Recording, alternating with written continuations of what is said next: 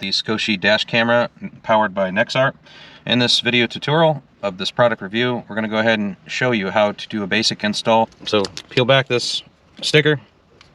Comes with a nice suction cup, not going to obstruct your view. Place the suction cup as close to the ceiling trim as possible, because your ceiling trim is going to be pulled back and your wire is going to be ran underneath. So undo the cable tie here.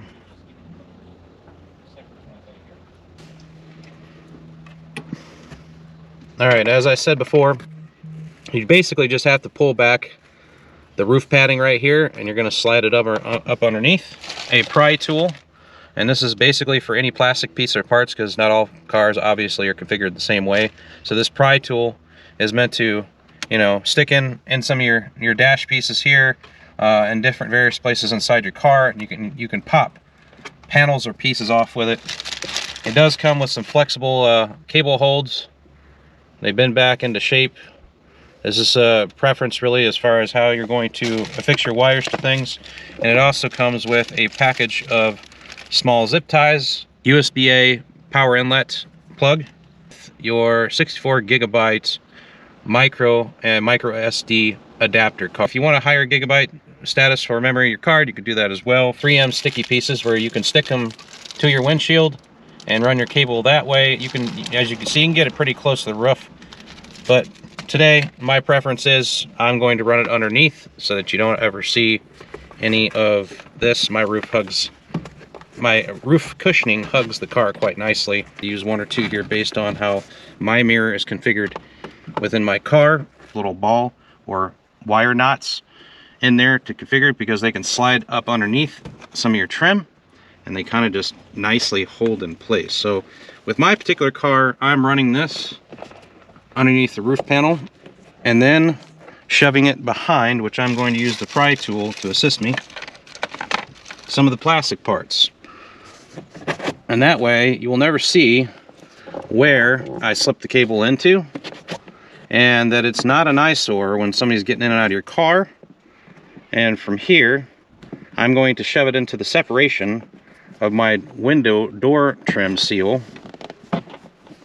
so I can use this pry cable to pull this back and start sliding it in over here. Finish the trim there. Like I said, all that older rubber will clean up nice, so you just have to wipe it down. Underneath here, using that dash pry tool, you can see the cable just there a little bit, right, as you're coming underneath. Now, the zip ties I haven't cut it clean yet, but as you can see, I'm going to travel underneath my glove compartment box, and then I will hit a piece of side trim here and follow that side trim around to the power outlet.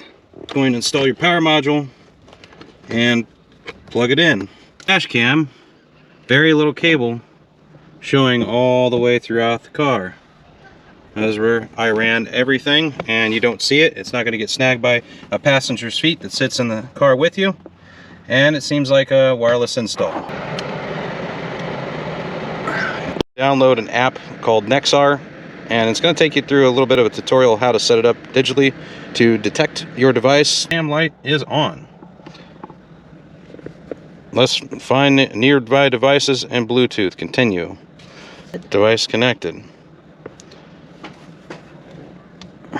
Dash cam view. So right now that's staring at the front of my car, and it's got a pretty good view.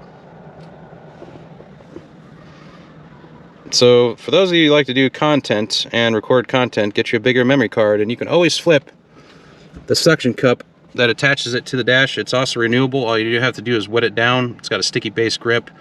Pop this sucker right off here, flip it, and re-stick it. And then you can have your own little dash camera that does all your recording and all your high-end gigabyte cards, and record everything. Did you get all that? Mm-hmm. And ride.